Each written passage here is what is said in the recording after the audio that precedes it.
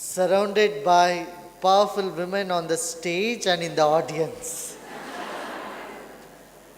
It's very difficult to speak.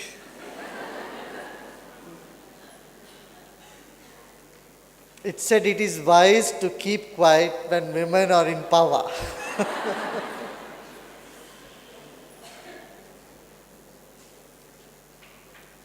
Trade, technology, truth and traditions needs revival again and again.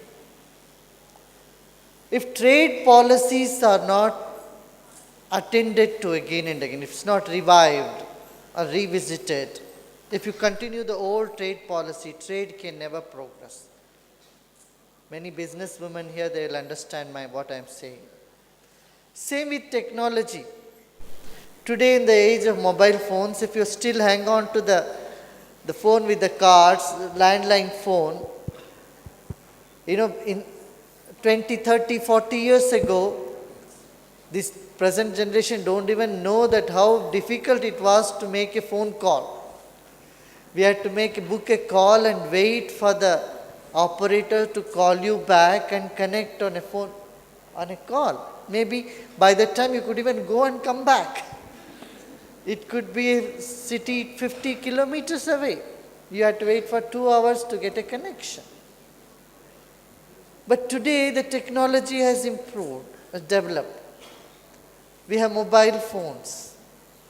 At the tip of your fingers you can connect everywhere in the world. As just Banu had just said, we are advancing in technology. Why? Because we are updating it every day. Technology needs to be updated. Similarly, the truth about ourselves, our life, we need to revisit them. What do I want? Am I doing the right thing? Am I happy? These questions we need to ask again and again. Spirituality is not just some mumbo jumbo sitting somewhere and doing something. It is just revisiting the truth about ourselves. Are we just? Is the society just? Are the rules and regulations that we have formulated are just? Is there gender equality? Our children are being given right education, right care. Where our society is going, where am I going? Pondering on these questions are those truths that we need to revisit again is what I call as spirituality. Anything that uplifts your spirit is spirituality. Music, dance, discussions, service projects, all form part of uplifting spirit. This is essential. We need to revisit truth.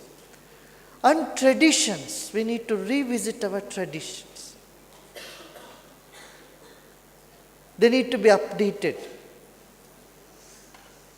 If it is meaningful, we take it and go. If it is not meaningful, if it is harmful, we should drop it. You can't hang on to a tradition which is harmful. And women play a big role because women are the keeper of traditions. At some point of time, some traditions develop, but we continue that blindly without questioning it, without asking why we are doing it, why it should be. That is where women can play an important role. There is a story, a gentleman, he had a denture. So after having his food, he would go to the washroom and wash his dentures and then put it in a box and keep it on a shelf. So this is a tradition he formed. The children just saw him going to the bathroom and putting something in the box and keeping it in a shelf. So after the grandfather, he became grandfather, even after his passing away, children started doing the same thing. They didn't need a denture, but they started going to the bathroom, taking a box and then washing the box and keeping it in an altar. It became a tradition. So we had to do this because my grandfather did it, his grandfather did it. So we cannot just do things which carry no meaning for us. Superstitions develop when reasoning or questioning the tradition is lost. So we need to question our tradition and see how useful it is. And if it is useful, we must definitely continue, not just discard it because it has been followed in the past. So the four aspects, truth, technology, tradition and trade, needs updating. Updating means fashion. And women are into fashion. I don't think there is a woman in this world who is not fashionable or who do not love fashion. So this is one of the qualifications for womanhood is they love fashion. Fashion means updating. It can never be old. This is oxymoron to say old fashioned. Either it is old or it's fashion. So you need to update these four aspects, and I'm glad you have chosen a very good topic, right topic, women and technology. Because of technology, there is comfort and there is harm also. As it's already been said by Kavita and Bhanu and others who spoke earlier, technology is meant for giving comfort, but many times it is causing such huge problems. It is disconnecting people, making our children into a machine on one hand, and then the harmful radiation. Yesterday only a minister of this state visited me, and he was complaining to me that his head is hurting so much that no doctor could help. They say it's all because of the mobile phones. The mobile radiation has done something in the neurons to the brain that no doctor could put their finger and find out what is wrong. I've seen number of IT workers who have this problem. You sit in front of computer, something happens to them.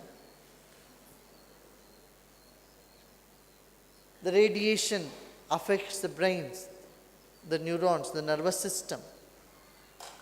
The late nights that we continue, lack of sleep, lack of any proper exercise, proper nutrition and meditation has all caused number of health hazards.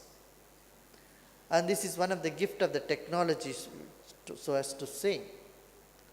Today people feel happy to live in a place where there is no telephone and no television, where there are no towers and no radiation comes. So we are going into that sort of era where we don't want even electricity. I know there are certain health camps, they don't want to use this high power tender. All that they use is green energy, solar lighting. It does affect our system. So here again we need to update. We can't dispense technology. We cannot get rid of technology. At the same time, we need to nurture the values, human values. We need to keep the health of the family, health of our life, of our body, health of our children's behavior patterns, and health of our society generally. Another aspect I would like to touch today is the topic of corruption. You have seen what has happened in this country. Yesterday you must have heard what the Supreme Court came up with. Corruption begins where sense of belongingness ends. This continent is ruled by women all around, whether it's Bangladesh, Pakistan, Sri Lanka, or India. But women have to do a lot. They have to see this continent free from corruption. I'm just talking about this continent, about corruption. That doesn't mean corruption doesn't exist in other continents. I was told in Europe alone, $600 billion corruption is happening by one of the members of the European Parliament. So, corruption begins where sense of belongingness ends. Violence begins where sense of belongingness ends.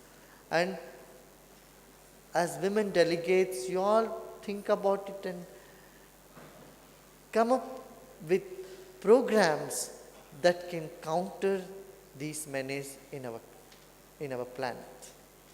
I'm sure when you take up something, you will see through it and you will see that it is successful. I'm very certain, because whatever women takes, they are really successful in it, whatever it is, small to big. With these few words, I tell you, of course, God does everything, but I only say, God, make it little more obvious that you are doing. So that He makes it more obvious He is doing, and He is doing through you. She is doing, he or she, and doing through you, and all the best for every one of you. Enjoy your time. Amen.